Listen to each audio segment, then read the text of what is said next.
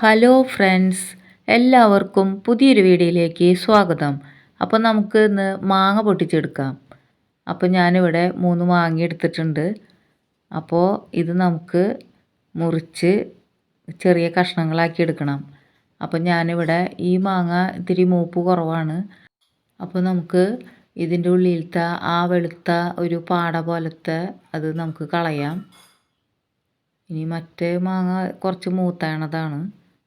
അപ്പോൾ ഇത് നമുക്ക് ചെറിയ കഷ്ണങ്ങളായിട്ട് അരിഞ്ഞെടുക്കാം.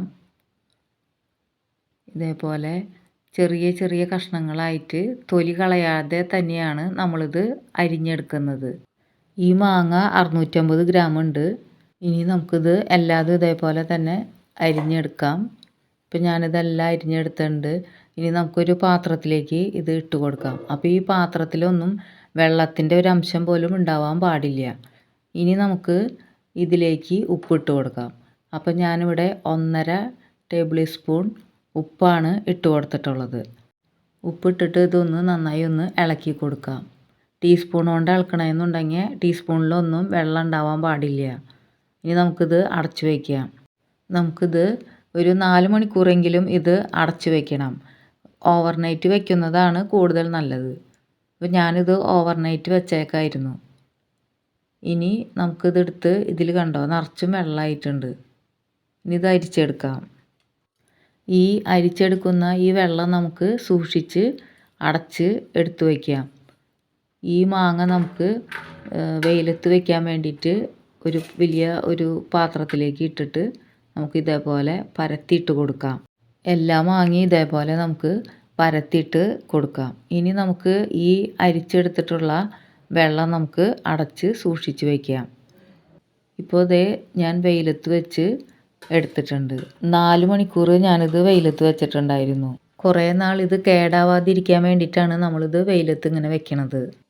ഇനി നമുക്ക് ഉലുവയും കടുകും കായെല്ലാം വറുത്തെടുക്കണം. അപ്പോൾ ഞാനിവിടെ ഉലുവ 1.5 ടേബിൾ സ്പൂൺ ഉലുവ ഇട്ട് കൊടുത്തിട്ടുണ്ട്.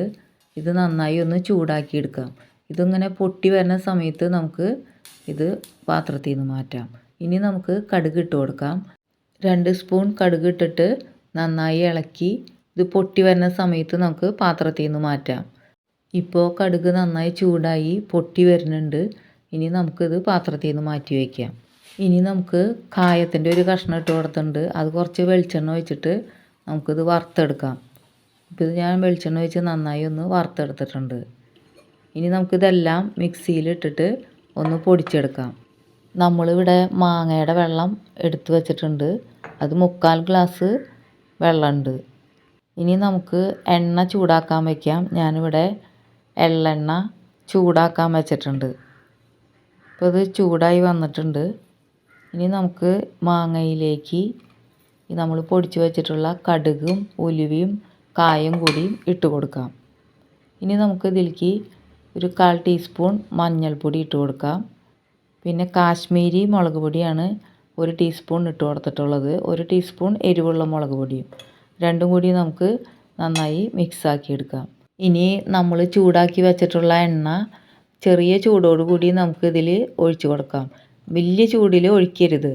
അപ്പോൾ എണ്ണ ചൂടാക്കിയാൽ കുറച്ച് എണ്ണ ഞാനിവിടെ മാറ്റി വെച്ചിട്ടുണ്ട്. എണ്ണ ചേർത്ത് നന്നായി മിക്സാക്കി എടുത്തിട്ടുണ്ട്. ഇനി ഇതിലേക്ക് മാങ്ങയിലെ വെള്ളം നമുക്ക് ചേർത്ത് കൊടുക്കാം. ഇപ്പോൾ ഇത് മുഴുവനും ഞാനിതിൽ ചേർത്തിട്ടുണ്ട്. ഇനി നന്നായി ഒന്ന് ഇളക്കി കൊടുക്കാം.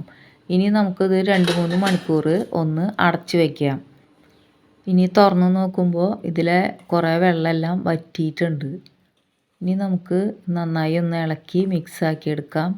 ഇതിൽ ഇപ്പോൾ പുളി കുറവാണെങ്കിൽ നമുക്കൊന്ന് ടേസ്റ്റ് ചെയ്ത് നോക്കാം. പുളി കുറവാണെങ്കിൽ കുറച്ച് ചൊറുക്ക ഒഴിച്ച് കൊടുക്കാം. ചൊറുക്ക ഒഴിക്കേണ്ട ആവശ്യമൊന്നുമില്ല, കേടൊന്നും ആവില്ല. പക്ഷേ പുളിക്ക് വേണ്ടിയിട്ട് നമ്മൾ ഒരു 2 ടീസ്പൂൺ ചൊറുക്ക ഒഴിച്ച് കൊടുക്കുന്നുണ്ട്. അപ്പോൾ ഇനി ഈ ചൊറുക്ക ഒഴിച്ചിട്ട് ഒന്ന് നന്നായി ഒന്ന് ഇളക്കി കൊടുക്കാം. ഒരു പുളി കിട്ടാൻ വേണ്ടിയിട്ടാണ്. ഇനി ഇതൊന്ന് നന്നായി നമുക്ക് മിക്സാക്കി എടുക്കാം. ഈ പുളി കുറവാണെങ്കിൽ 1-2 ടീസ്പൂൺ ചൊറുക്ക വേണമെങ്കിൽ ചേർത്ത് കൊടുക്കാം. ഇനി നമുക്ക് അച്ചാർ ഇട്ട് വയ്ക്കണ കുപ്പിയിലേക്ക് കുറച്ച് എണ്ണ, നമ്മൾ ചൂടാക്കി വെച്ചിട്ടുണ്ടായിരുന്ന എണ്ണയുണ്ടല്ലോ, ആ എണ്ണ എടുത്തിട്ട് കുറച്ച് കുപ്പിയുടെ എല്ലാ ഭാഗത്തേക്കും ആക്കി കൊടുത്ത് നമുക്ക് അച്ചാർ അതിലേക്ക് ഇട്ട് കൊടുക്കാം. എന്നിട്ട് ആ വക്ക് സൈഡിലൊക്കെ നന്നായി തുടച്ച് ടിഷ്യൂ പേപ്പർ വെച്ച് തുടച്ച് കൊടുക്കാം. ഇനി ഈ അച്ചാറിൻ്റെ മുകളിലേക്ക് നമുക്ക് ബാക്കിയുണ്ടായിരുന്ന എണ്ണയും കൂടിയും ഒഴിച്ചു കൊടുത്ത് അടച്ചു വയ്ക്കാം. ഒരാഴ്ചയ്ക്ക് ശേഷം നമുക്ക് ഇത് എടുത്ത് ഉപയോഗിക്കാം. ഇപ്പോൾ ഒരാഴ്ച കഴിഞ്ഞിട്ടാണ് കേട്ടോ ഞാൻ ഈ അച്ചാർ എടുക്കുന്നത്. നമുക്ക് ഒന്ന് എടുത്ത് നോക്കാം. അപ്പോൾ നമ്മൾ ഈ അച്ചാർ എടുത്ത് കഴിയുമ്പോൾ മുകളിൽ ആ എണ്ണ മുകളിലേക്ക് തന്നെ ഇട്ട് കൊടുത്ത് നമുക്ക് കുപ്പി അടച്ച് വയ്ക്കാം. കുറേ നാളിങ്ങനെ കേടുകൂടാതെ ഇരുന്നോളും. നല്ല ടേസ്റ്റാണ് കേട്ടോ നമ്മുടെ അച്ചാർ. ഇത് ഫ്രിഡ്ജിൽ വെക്കാതെ തന്നെ കേടാവാതെ ഇരുന്നോളും. അപ്പോൾ വീഡിയോ ഇഷ്ടമായാൽ ലൈക്ക് ചെയ്യണേ, ഷെയർ ചെയ്യണേ, സബ്സ്ക്രൈബ് ചെയ്ത് സപ്പോർട്ട് ചെയ്യണേ. Thank you for watching.